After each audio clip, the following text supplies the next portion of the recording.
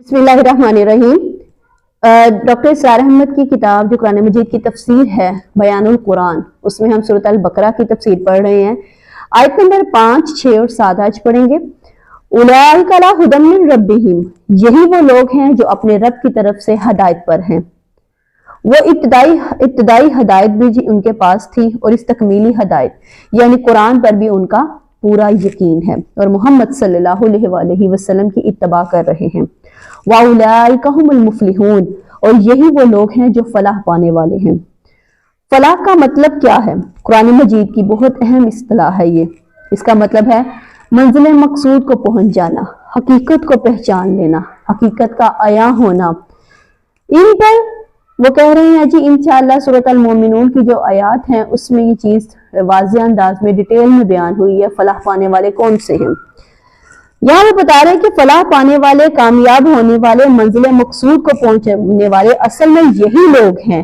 آپ کا اشارہ صحابہ کرام کی طرف ہے، جبکہ تعویل عام کے اعتبار سے ہر شخص کو بتا دیا گیا ہے کہ اگر قرآن کی ہدایت سے مستفید ہونا چاہتے ہو تو اپنے اندر یہ صفات پیدا کر لو۔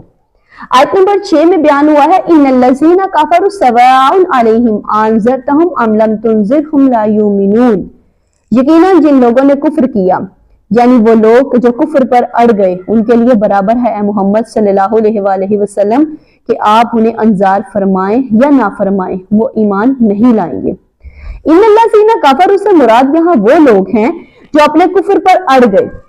اس کو ہم تعویل عام میں نہیں لے سکتے، اس لیے کہ اس صورت میں اس کے معنی یہ ہوں گے کہ جس شخص نے کسی بھی وقت اگر کفر کیا تو یعنی وہ ہدایت پر نہیں آ سکتا، یہاں یہ مراد نہیں ہے۔ اگر کوئی شخص کسی مغالطے کی بنا پر کفر میں ہے، حق اس پر واضح نہیں ہوا تو وہ اس کے لیے فائدہ مند ہو جائے گی چیز۔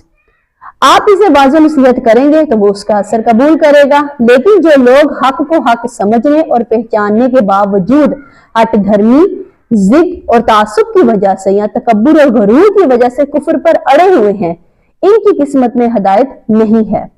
ایسے لوگوں کا معاملہ یہ ہے کہ نبی صلی اللہ علیہ وآلہ وسلم ان کے لیے برابر ہے، خواہ آپ صلی اللہ علیہ وآلہ وسلم انہیں ڈرائیں یا نہ ڈرائیں، خواہ آپ صلی اللہ علیہ وآلہ وسلم انہیں سمجھائیں یا نہ سمجھائیں، خواہ آپ صلی اللہ علیہ وآلہ وسلم انہیں انذار فرمائیں یا نہ فرمائیں، یہ ایمان نہیں لائیں گے۔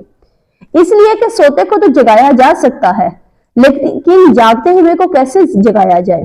یہ گویا مکہ کے سرداروں کے بارے میں اشارہ ہو رہا ہے کہ ان کے دل اور دماغ اس چیز کی گواہی دے چکے تھے کہ محمد صلی اللہ علیہ وآلہ وسلم اللہ کے رسول ہیں، اور قرآن پر اتمام حجت بھی کر چکے ہیں، اور وہ مان چکے ہیں کہ قرآن کا مقابلہ دنیا کی کوئی کتاب نہیں کر سکتی، پھر بھی وہ لوگ ایمان نہیں لائے۔